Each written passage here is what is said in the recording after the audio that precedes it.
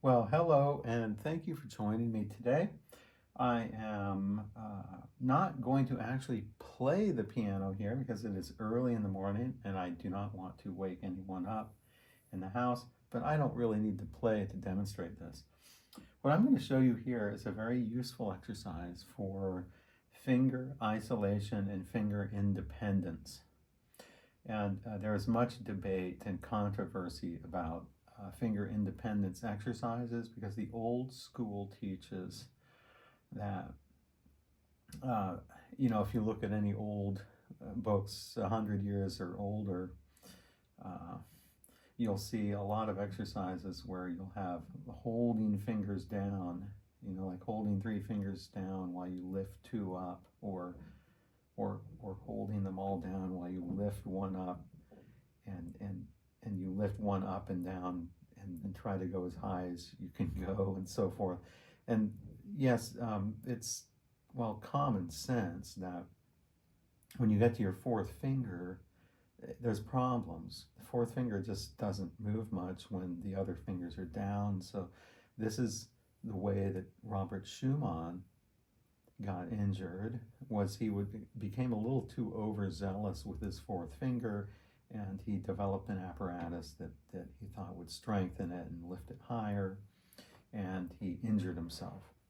Maybe it was our good fortune because that's what began Schumann's composition career, was that he injured his finger. So traditionally in piano teaching, finger isolation exercises are controversial. The old school swears by them. They teach them a lot. Yes, you can see in the old books, and you can see Schumann being obsessed with his 4th finger. But then there's the new school, and like the Dorothy Taubman approach. I don't want to talk about the Taubman approach here in this video. I'll address that in other videos. But Dorothy Taubman was a piano pedagogue that developed a system that she believed would free the pianist from tension and thus free them from injuries. And a lot of that had to do with avoiding these finger isolation exercises where you just isolate fingers. So if you are isolating fingers, yes, you can get injured if you do it incorrectly, but just use your common sense. Let me show you here a common sense exercise, just an absolutely great, fantastic exercise that will allow you to practice finger independence and without any chance of possibly being injured. I mean, if you get injured doing this, there's problems. You need to see a doctor, like maybe a mental health doctor, because you can't injure yourself doing these. Okay, so here's the exercise. So we're going to put, first of all, if you're a beginner or intermediate level, let's just practice putting the fingers on the keys without pressing any of the keys down. And you don't want to press them down even a little bit, like that, halfway. See if you can just rest your hand on the keys and touch the keys, but not press any of the keys down you don't want any slight depression of any keys, okay? You want to just rest. It's not easy to do. Beginners have a hard time doing this, actually. You need to be able to just rest on the surface without tightening your shoulders. So keep your shoulders down, okay? Keep relaxed. And keep your fingers slightly curved, but don't do this. That's too curved. You want to have them like that. Kind of like that. You want to have, in the Russian school, they teach that there's this dome. The hand has like a dome here, and it's provides support for the fingers, which is a very, very good and common sense approach. Actually, I sort of gravitate towards that, and I wasn't even brought up in the Russian method.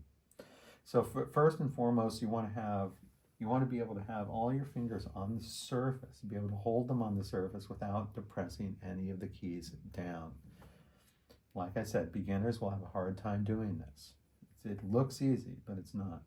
Okay, so once you have that down, let's practice. We're just going to lift the finger and tap it, but don't lift it very high. Don't worry about, you don't want to go very high.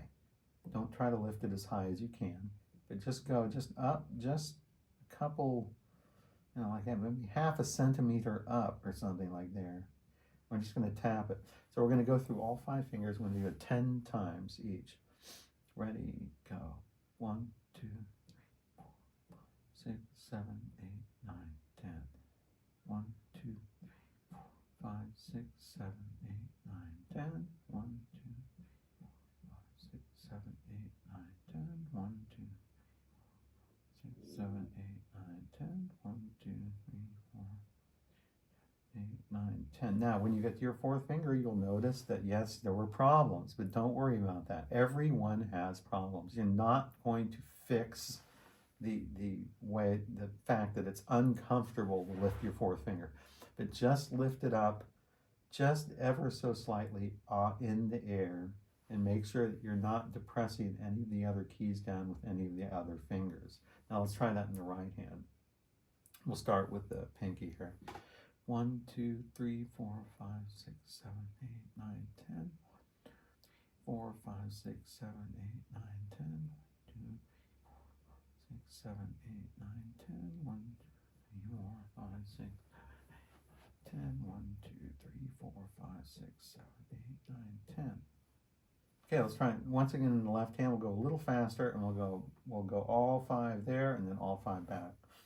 Ready, go. 1, 2, 3, 4, 5, 6, 7, 8, 9, 10. 1, 2, 3, 4, 5, 6, 7, 8, 9, 10. 1, 2, 3, 4, 5, 6, 7, 8, 9, 10. 1, 2, 10. 1, 2, 3, 4, 5, 6, 7. Remember, the movements in the 4th finger are much smaller. 1, 2, 3, 4, 5, 6, 7, 8, 5, 6, 7, 8, 9, 10. 1, 2, 3, 4, 5, 6, 7, 8, 9, 10. We'll try it in the right hand now. We'll start with the thumb. 1, 2, 3, 4, 5, 6, 7, 8, 9, 10. 1, 2, 3, 4, 5, 6, 7, 8, 9, 10. 1, 2,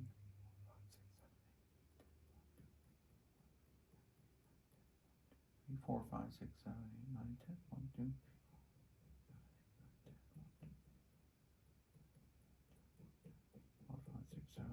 10. Now, when you start going fast like this, they just really turn into nervous twitches.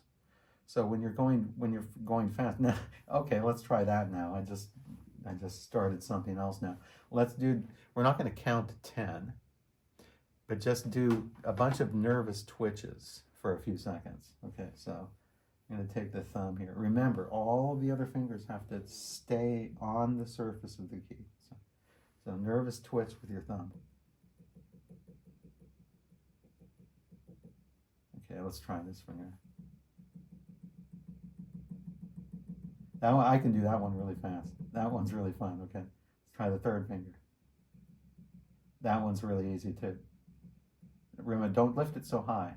If you try to lift it too high, I guess you could theoretically get injured if you did it for hours a day. But now the 4th finger is hard. Of course, I can't go quite as fast with the 4th. 5th finger is pretty easy too. Okay, let's try the right hand. Nervous twitch. Nervous twitch. Remember, you're only isolating that. It's amazing what the brain can do. Your brain is controlling that finger, right? It's really an amazing thing. Now let's do the 3rd finger. 2nd. Thumb. Good, all right. Now let's just take all our fingers and do just nervous twitches. Hold them in good positions here, and just do nervous twitches, like all 5 fingers up and down, nervous twitches, as fast as you can go. There we go. So this is a great finger isolation exercise. Okay, now to finish off this, we're going to do both hands together. So we're going to do pinky and thumb 10 times. 1, 2, 3, 4, 5, 6, 7, 8, 9, 10. 1, 2, 3, 4, 5, 6, 7, 8, 9, 10. 1, 2, 3, 4, 5, 6, 7, 8, 9, 10. 1, 2, 3, 4, 5, 6, 7, 8, 9, 10. 1, 2, 3, 4, 5, 6, 7, 8, 9, 10. 1, 2, 3, 4, 5, 10. 1, 2, 5, 6, 7, 8, 9, 10. 1, 2, 5, 6, 7, 8, 9, 10. Remember, be able to hold your fingers on the surface of the keys without raising your shoulders. Without raising your shoulders, and make sure your wrists are high enough too. Don't put your wrists low like that. Keep your wrists. Generally, a good rule is to have your thumb about at a 20-degree angle up. So try to avoid the flat thumb here. Try to be maybe about 20 degrees up here, and that will automatically put your wrist at the ideal position here. Your wrist is ideally here. You don't want it that's too high. That's too low. That's a flat thumb. You want it about 20-degree angle right here with like that slight sort of dome right here, like that. That's sort of the ideal kind of 5-finger position. But piano isn't all 5-finger positions, because we're going to go, you have to do a lot of stretching too. So this is just one tiny aspect of piano technique, but I think it will help you a lot in gaining control over your fingers without having to worry about being injured and play hours and hours a day of finger isolation exercises. So thank you for joining me in this little tutorial. I hope it will help you out. Check out The Well-Rounded Pianist, especially the daily exercises page, which has hundreds of very useful exercises for pianists. I'll see you in the next video. Thank you.